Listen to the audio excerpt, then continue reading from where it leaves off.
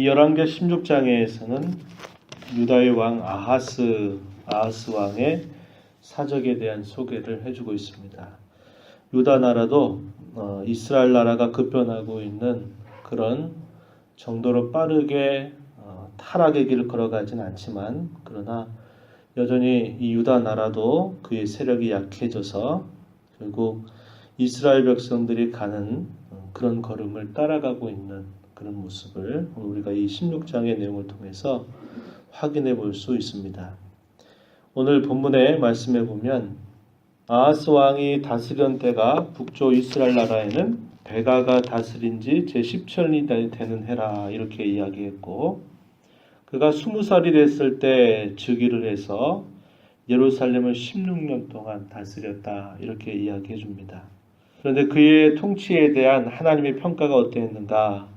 2절 뒷부분에 쭉 가서 보면은 그의 조상 다윗과 같지 아니하여 그의 하나님 여호와께서 보시기에 정직히 행하지 아니하고, 3절에 이스라엘의 여러 왕의 길로 행하며 또 여호와께서 이스라엘 자손 앞에서 쫓아내신 이방 사람의 가증한 일을 따라 자기 아들을 불 가운데로 지나가게 하였다.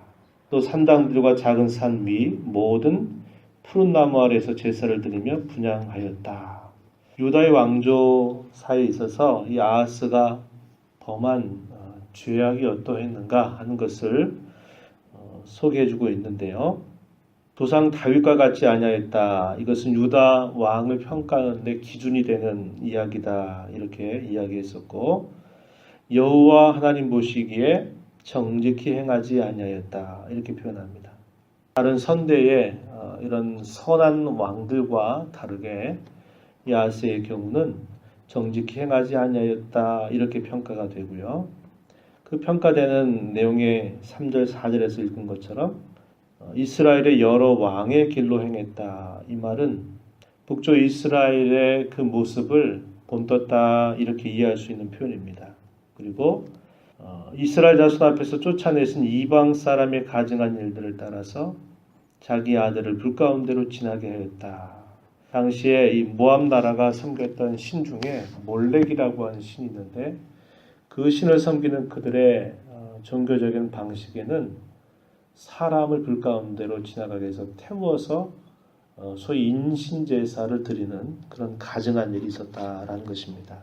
이 일에 대해서 하나님께서 대단히 가증하게 여겼던 일들인데, 그러한 일들을 그 시대에 하나님의 백성이었던 이 유다에서 그러한 일들이 자행됐다라고 이렇게 이야기해주고 있습니다.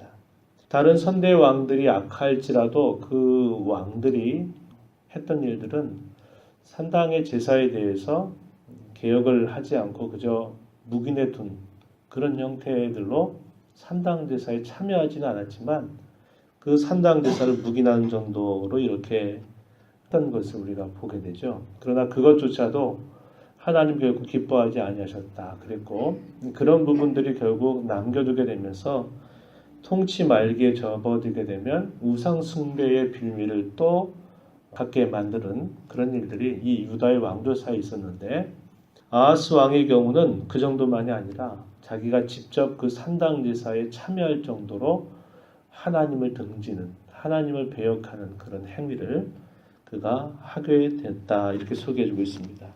이방에 그런 가증하게 드리는 그런 제사 방식을 들여왔고, 또 산당 제사에서 그런 직접 자기가 참여하는 그런 일들까지 하게 되면서 이 유다의 종교를 더욱 타락하게 만드는 그런 왕으로 기록된 그런 인물입니다.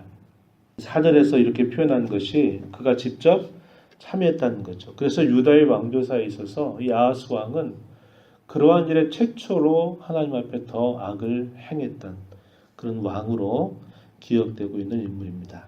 한때 아람 왕 르신과 이스라엘 왕 베가가 함께 연합을 해서 예루살렘을 포위한 다음에 이 예루살렘을 공격을 하지만, 하나님께서 긍휼히 여기셔서 이 유다 나라가 이 예루살렘이 함락되지 않도록 지켜주시는 일을 하나님이 해주셨어요. 5절 말씀에 한번 보면, 이때에 아람의 왕 르신, 이스라엘의 왕 르말랴의 아들 베가가 예루살렘에 올라와서 싸우려 아하스를 에워쌌으나 능히 이기지 못하니라.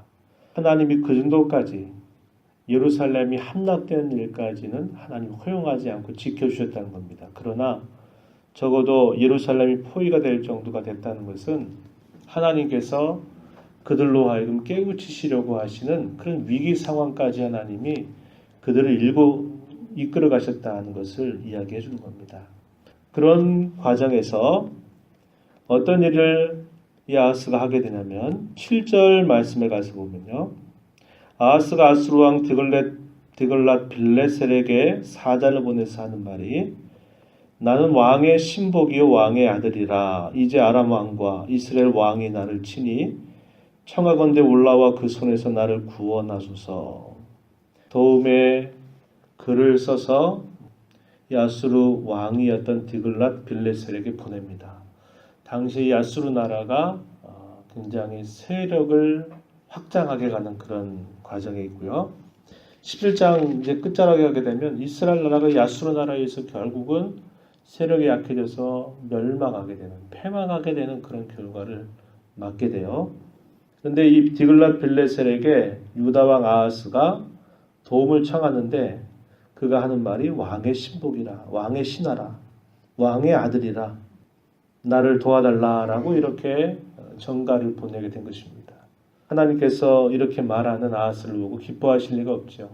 이스라엘의 혹은 유다의 진정한 왕은 하나님 외에 다른 길이 없는데 하나님이 그런 상황을 조성하시건만 아하스는 하나님 앞에서 그것을 풀어가려고 하는 게 아니고 당시의 국제적인 정세에 의존해가지고 차라리 당신을 내가 섬길 테니까 좀 도와달라라고 이렇게 말을 한 겁니다.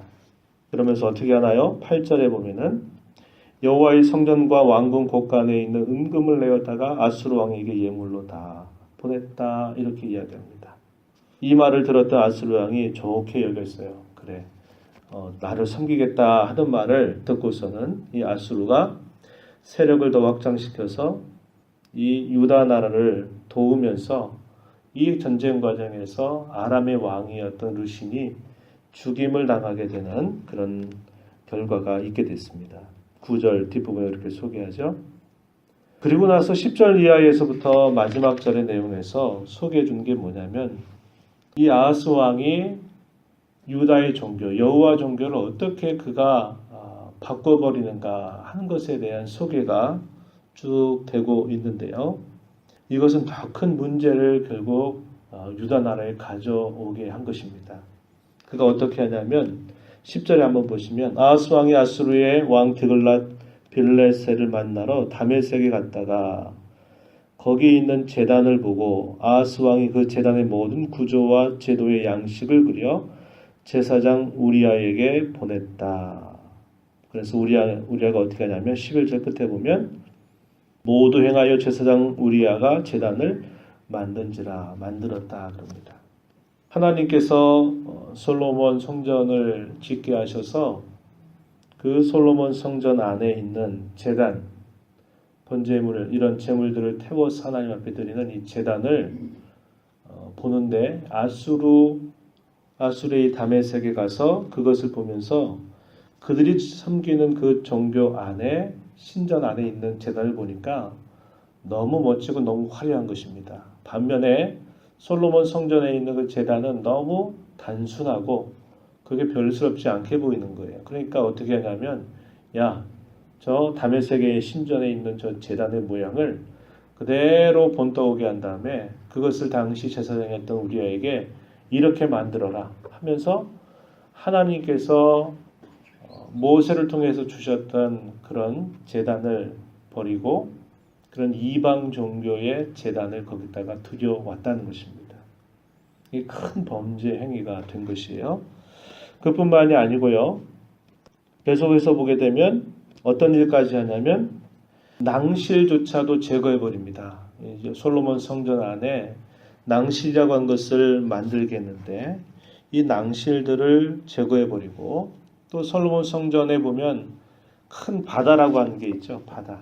그래서 물두멍에다가 그 바다에 있는 그 물을 떠가지고 물두멍을 이렇게 구조를 만들어 놨는데 이 바다라고 하는 것도 제거해 버립니다. 그것도 자리를 다른 곳으로 옮겨 버려서 하나님께서 설계도를 따라서 만들라고 하셨던 그 성전의 구조 자체를 이방의 이런 신전 안에 있는 그런 형식으로 바꿔버리고 옮겨버리는 그런 일들까지 그가 했다는 것입니다.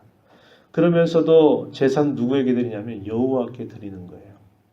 그런 일들을 그가 하게 되면서 이 유다 종교를 심히도 타락하게 만드는 그런 악을 행하게 된 것입니다. 형식이나 이런 부분들은 이방 종교의 모습을 본떠서 바꿔버리고 또 제사의 내용은 하나님께 한다고 하는 겁니다. 이게 뭐예요? 전형적인 혼합주의의 어떤 신앙으로 타락해버린 거죠. 그러한 악을 이 아하스가 행하게 되었다라는 것을 우리가 읽은 이 1장 후반에서 소개를 해주고 있는 것이에요. 이에 대해서 역대하 28장 22절 이하에서 이렇게 설명해요. 아하스 왕이 공고할 때 더욱 여호와께 범죄해서 자기를 쳤던 다메섹 신들에게 제사하여 가로되 아람 열왕의 신들이 저희를 도왔으니 나도 그 신에게 제사하여 나를 돕게 하리라. 아람 열왕의 신들이 저들을 도와서 승리하게 했으니까 나도 그 신에게 제사를 해서 나를 돕게 하리라 했다는 겁니다. 그래서 그 우상신이 아하스와 온 이스라엘을 망하게 하였다. 이렇게 설명을 하고 있어요. 그래서 오히려 말씀에 따라 종교를 개혁한 게 아니라 이방의 종교 형식을 본따서 이 솔로몬 성전을 개조하는 그런 악을 이 아하스 왕이 행하게 되었다. 이렇게 소개해주고 있는 것입니다. 어떻게 됐을까요? 유다 나라가 계속 또 하나님을 섬기는 길로부터 멀어지고 있다라는 것을 보여주고 있는 그런 내용입니다. 하나님께서 성전을 만드실 때에 이런 제단이라든지 이런 구조들을 만드신 데에는 하나님의 분명한 뜻이 있기 때문에 그 뜻을 알지 못하면 외적으로 화려하고 또 멋지고 좋은 것들을 보면 우리도 그렇게 하면 좋겠다 이런 생각이 빠질 수 있는 거죠. 아하스 왕이 종교적인 열심을 있는데 이 사람이 말씀에 근거한 그런 종교적 열심이 아니라 이방 종교의 그런 모습을 본떠 가지고 여호와를 섬기는 종교를 완전히 부패하게 만드는 길로 가게 해버린 것입니다. 하나님의 뜻이 뭔가를 알고 그가 영적으로 무지하지 않았더라면 그렇게까지 안 했을 것인데 그저 형식과 또 겉모습만을 보고서 그것이 좋다고 해가지고 그것을 가지고 오다 보니까 결국 종교 전체를 혼란에 빠뜨리는 악을 행하게 되었다 하는 것입니다. 오늘날 우리가 이렇게 신앙생활을 하면서도 교회 가운데 있는 많은 관습이나 전통이나 이런 것들이 있는데 그런 부분들을 우리가 잘 살필 때에도 말씀에 근거해서 잘 살피지 않으면 그런 부분들에 지나치게 치우치다 보면 바른 종교와 바른 신앙에서 벗어날 수 있다라는 것을 우리가 보게 되고요. 그 내용이 견실하지 못하면 그것을 담는 그릇에 지나치게 치우쳐버리는 그런 신앙의 걸음으로 빠져들 수도 있다는 것입니다. 그래서 하나님을 바르게 알고 그분에 대하여 바르게 깨닫는 것이 우리의 신앙 걸음에 있어서 얼마나 중요한가 하는 것을 우리는 한 가지 생각하게 되고요. 이렇게 타락으로 계속적으로 나아가는 이런 부패한 모습들을 보면서 하나님께서는 그 백성들을 향해서 끊임없이 외적인 환경들을 통해서 그들을 일깨우려고 하시는데도 결국 하나님에게서 찾지 않고 다른 주변의 환경이나 상황에 기대고 의지해서 찾아가는 이런 유다의 모습을 보게 되면서 우리가 이 땅에 하나님을 섬겨갈 때 모든 일과 사건들이 있을 때마다 하나님께 집중하고 하나님께 기도하고 하나님께 도움을 구하고 의지하는 그런 자세를 무엇보다도 먼저 갖는 것이 우리의 신앙의 걸음의 중요한 부분임을 잘 배우게 되는 것입니다. 모든 상황들 속에서 늘 하나님의 뜻을 구하고 하나님께 의지하며 살아가는 저와 여러분 모두가 되기를 진심으로 바랍니다. 하나님 아버지 감사드립니다. 이 새벽 시간에도 저희들에게 생명과 호흡을 허락하시고 주님 앞에 나와서 오늘도 말씀을 들은 자로 또 이 하루 시작할 수 있도록 인도해 주셔서 감사드립니다. 하나님 아버지, 이스라엘 유다의 왕조사를 살펴보면서 한번 주어진 인생의 걸음을 어떻게 주 앞에 걸어가야 될지를 잘 점검해서 앞선 그런 신앙의 걸음 속에 본받지 말아야 될 부분들을 저희들도 답습해가는 그런 신앙의 모습이 되지 않게 해주시고, 저희들의 신앙의 걸음을 잘 살펴서 올바른 신앙의 길을 걸어갈 수 있는 저희들의 삶이 되도록 인도하여 주시옵소서. 하나님을 바르게 알고 하나님을 깊이 알아가는 것, 우리의 신앙의 가장 중요한 부분임을 기억하고 하나님 알아가는 일에 늘 마음을 집중하고 사모하는 마음을 갖도록 인도하시옵고, 저희들의 상황들 속에서 언제나 하나님을 바라보고 생각할 줄 아는 지혜로운 마음을 허락해 주셔서 늘 하나님과의 관계 안에서 우리 인생의 모든 문제들을 바르게 풀어갈 수 있는 저희 모두가 되도록 인도해 주시옵소서. 은혜의 보호자 앞에 나와 간구하는 모든 심령들 용납하시고 기도 가운데 하나님의 음성을 듣고 하나님을 배우는 귀한 시간 되도록 인도해 주옵소서. 예수님 귀하신 이름으로 기도하옵나이다. 아멘.